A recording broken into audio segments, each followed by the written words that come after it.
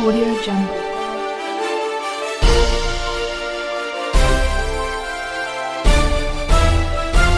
Audio Jungle. परिचय बताइए महोदय अपना। विद्यासागर, जिला संगठन मंत्री, अखिल भारतीय विद्यार्थी परिषद चंदौली। सर, आज धरना के चौथा दिन हो गया धरना देते हुए यहाँ पर विद्यार्थियों की। जी। तो सर, आगे की क्या रणनीति है आप लोगों की? धरना अनवरत कितना दिन तक चलेगा और सर क्या रणनीति है धरना की? जैसा कि आप सभी जानते हैं, इस कॉलेज में पिछले कॉलेज में प्राप्त व्याप्त भ्रष्टाचार और शिक्षा के मुद्दों को लेकर के पिछले 1 वर्ष से लगातार विद्यार्थी परिषद के कार्यकर्ता संघर्ष कर रहे हैं। उन मांगों को दोबारा से जब कॉलेज प्रशासन के पास रखा गया तो उन्होंने इस बात को आधार बना करके हमारे विद्यार्थी परिषद के कार्यकर्ताओं के साथ दुर्व्यवहार किया और पुलिस प्रशासन को बुला करके उनके साथ अभद्रता की।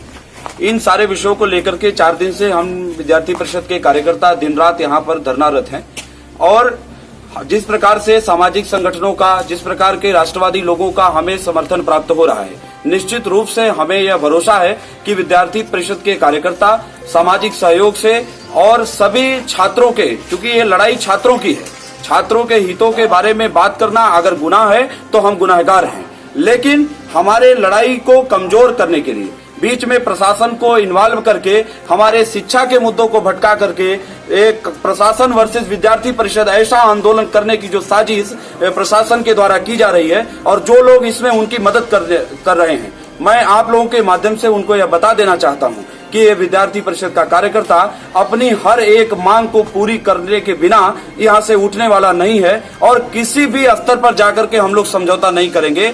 आगे आने वाले दिनों में हम सभी जनपद के महाविद्यालयों में जहाँ विद्यार्थी परिषद की इकाई है, जहाँ हमारे कार्यकर्ता हैं, उन जगहों पर जाकर के प्रदर्शन करेंगे। उन कार्यकर्ताओं से आग्रह करेंगे वो आंदोलन से जुड़ेंगे और उनका लगातार हम लोगों से जो है बातचीत हो रही है। सर, आंदोलन को लेकर के प्रशासन का कोई भी व्यक्ति आकर के मिला है? प्रशासनिक जो भी यहाँ पर आ रहे हैं वो हमारे आंदोलन को कमजोर करने के लिए ही लगातार जो है समझौते की बातचीत कर रहे हैं और जो विद्यालय के जेन्युइन मुद्दे हैं, जो शिक्षा के मुद्दे हैं, जिनके लिए हम लोग धरनारत हैं, उन विषयों पर बात करने के लिए कोई तैयार नहीं है। इसलिए हम उनके किसी भी चीज से समझौता करने वाले नहीं है। आगे आने वाले जितने नगर हैं, चाहे वो दीनदयाल नगर हो, चहनिया हो, चकिया हो, नवगढ़ हो, हर जगह से विद्यार्थी परिषद के कार्यकर्ता इन सभी राष्ट्रवादी सामाजिक संगठनों और छात्रों के साथ मिल करके अपने आंदोलन को और मजबूत करेंगे और अपनी आवाज को इस देश के माननीय प्रधानमंत्री जी और प्रदेश के यशस्वी मुख्यमंत्री योगी आदित्यनाथ जी तक पहुंचाएंगे कि हम राष्ट्रवादी कार्यकर्ता, विद्यार्थी परिषद के कार्यकर्ता आपको इसलिए वहां पर जो है बैठाए हुए हैं, हमने आपका समर्थन किया है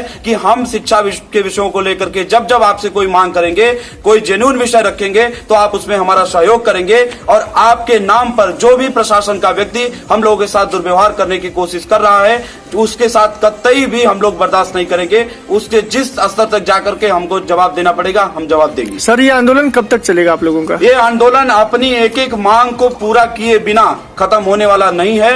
अंतिम मांग जब तक पूरी नहीं हो जाती है तब तक ये आंदोलन अनवरत चलता रहेगा। जी सर, ये आंदोलन करने का मुख्य कारण क्या था जहां से ये आंदोलन की शुरुआत हुई है? मुख्य कारण यही है कि विद्यार्थी परिषद के कार्यकर्ता इस कॉलेज कैंपस में शिक्षा का वातावरण पैदा करना चाहते हैं। वो चाहते हैं कि 75% से ज्यादा इस विद्यालय में अपनी छात्राएं बहनें हैं, उनके सुरक्षा के लिए गेट पर गार्ड तैनात होने चाहिए। हमसे लाइब्रेरी की फीस ली जाती है, उस लाइब्रेरी में हमको पढ़ने का मौका नहीं दिया जाता है। तो इस जो सारे जेन्युइन विषय हैं, कहाँ पर हमारा वाहन स्टैंड होना चाहिए, कहाँ पर हमारे जो है वाचनालय में बैठ करके पढ़ने की व्यवस्था होनी चाहिए, हमारे पीने के लिए साफ पानी की व्यवस्था होनी चाहिए, शौचालय की व्यवस्था होनी चाहिए, ये सारे शिक्षा के मतलब व्यापारीकरण का जो प्रयास हो रहा है, विद्यालय में हमसे फीस ली जाती है और उस फीस का उपयोग अपने व्यक्तिगत हितों के लिए कॉलेज प्रशासन करता है। तो हम इसी मुद्दों को लेकर के पिछले 1 वर्ष से यहाँ पर संघर्ष कर रहे हैं और कॉलेज प्रशासन बार बार हमको आश्वासन देता है, आश्वासन देने के बाद वो कुछ भी करने के लिए तैयार नहीं है। बहुत बहुत धन्यवाद सर। परिचय दीजिए सर अपना। जी, शैलेंद्र पांडे, एडवोकेट। जी सर, आज धरना का चौथा दिन है सर, धरना के बारे में बताइए, क्या आगे रणनीति है? दुर्भाग्यपूर्ण है कि इस सकलडीहा पीजी कॉलेज के जो प्रशासक हैं वो महोदय जिलाधिकारी चंदौली भी हैं और उनका इस पूरे इतना 4 दिन से धरना चल रहा है, उसका संज्ञान वो नहीं ले रहे हैं। विद्यार्थी परिषद के कार्यकर्ता उनसे प्रतिनिधि मंडल के रूप में मिलने के लिए जाते हैं 1 दिन पूर्व भ्रष्टाचार के मुद्दे पर, तभी उनका रुख दिखता है और उसके बाद जब दोबारा जाते हैं मिलने के लिए तो वो जो है प्राचार्य महोदय के घड़ियालू आंसू को सुन करके बिना किसी वार्निंग के, बिना किसी सूचना के इस महाविद्यालय को बंद कर देते हैं। का इतना बड़ा आंदोलन चल रहा था तो क्या भारत बंद हो गया? किसान भी बैठे हुए हैं धरने पर, भारत बंद हो गया? लेकिन महाविद्यालय में अगर 10 विद्यार्थी अगर अपने मांग को लेकर के एक तरफ बैठ रहा है तो महाविद्यालय क्यों बंद कर दिया गया? ये पहली बार ऐसा हुआ है। तो जिलाधिकारी महोदय का जो रुख है वो पूरी तरह से कहीं ना कहीं से अलोकतांत्रिक है। जिला प्रशासन और लोकतांत्रिक के साथ साथ प्रिंसिपल साहब यहाँ घर छोड़ करके निकल लिए हैं, अपने घर पर बैठे हुए हैं। ये भी एक दुर्भाग्यपूर्ण है। चीफ प्रॉक्टर के जो छात्रों के साथ बदतमीजी हुई है और उसके बाद छात्रों और सकलडीहा पीजी कॉलेज प्रशासन के मध्य कोतवाल और क्षेत्राधिकारी महोदय का घुस करके जिस प्रकार से वायलेशन किया गया है, अतिक्रमण किया गया है, खुलेआम गुंडागर्दी की गई है, माहौल को अराजक किया गया है, ये भी दुर्भाग्यपूर्ण है। इन सभी लोगों के ऊपर जब तक कोई कार्रवाई नहीं होगी तब तक ये आंदोलन अनवरत चलता रहेगा। हिंदुस्तान के इतिहास में कि बाबा कीनाराम की धरती पर चंदौली जनपद के सकलडीहा से इस चंदौली के लिए एक नया इतिहास लिखने जा रहे हैं ये विद्यार्थी। ये आने वाला समय इनको बता देगा। बहुत बहुत धन्यवाद सर। परिचय बताइए अपना।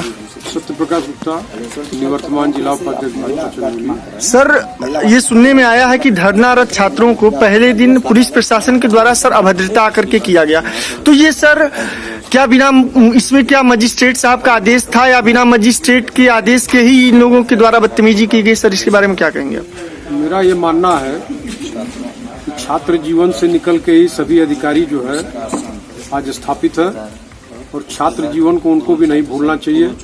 और हमारे जो नौजवान छात्र हैं एक ग्रेजुएशन के स्तर पर पढ़ाई कर रहे हैं और इनके द्वारा कोई ऐसा काम किया ही नहीं जाता। वो तो पठन पाठन का माहौल चाहते हैं यहाँ।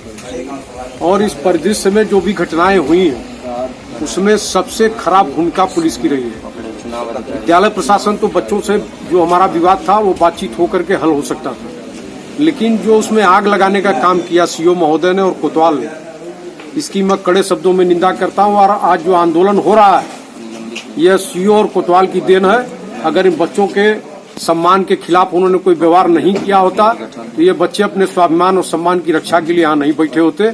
और मैं इनकी कड़े शब्दों में निंदा करता हूँ और मैं मांग करता हूँ प्रशासन से भी। सर, जिला प्रशासन से आपकी क्या मांगे हैं? जिला प्रशासन से मेरी मांग है कि इन बच्चों से आकर के वार्ता करें और इन बच्चों की जो जायज मांगे हैं उसको पूरा करते हुए ऐसे सीओ और ऐसी कोतवाल के खिलाफ सख्त कार्रवाई होनी चाहिए ताकि कोई भी कानून अपने हाथ में न ले सके। बहुत बहुत धन्यवाद। परिचय बताइए सर। अमित कुमार तिवारी, छात्र नेता, सकलडीहा पीजी कॉलेज। सर, आप आंदोलन को लेकर के अन्य भी महाविद्यालयों और विश्वविद्यालयों में जैसा कि सूचना आ रहा है कि आप लोग आह्वान किए हैं आंदोलन करने के लिए, तो सर इसके बारे में बताइए। हम लोगों ने इस धरने को लेके जिले में और पूरे प्रदेश में जितने भी राष्ट्रवादी कार्यकर्ता हैं उनसे हम लोगों ने आंदोलन किया है कि हमारे धरने को समर्थन करें। और यहाँ पे सर समर्थन मिल रहा है आप लोगों को? बिल्कुल समर्थन मिल रहा है। तमाम हमारे जो विचार परिवार के लोग हैं वो हमारे साथ खड़े हैं, मजबूती के साथ खड़े हैं। और ये धरना तब तक चलता रहेगा जब तक सकलडीहा सीओ को यहाँ से बर्खास्त नहीं किया जाता है, प्राचार्य को और चीफ प्रॉक्टर को बर्खास्त नहीं किया जाता है, तब तक ये छात्र हटने वाले नहीं हैं। सर, तो क्या धरना रात्रि काल में भी चलता है? अनिश्चितकालीन धरना चल रहा है हमारा, हमेशा दिन रात 4 दिन से लगातार। जितने भी युवा साथी हैं, जितने भी विद्यार्थी परिषद के कार्यकर्ता हैं, वो दिन रात यहाँ पे धरने पे बैठे हुए हैं। बहुत बहुत धन्यवाद सर।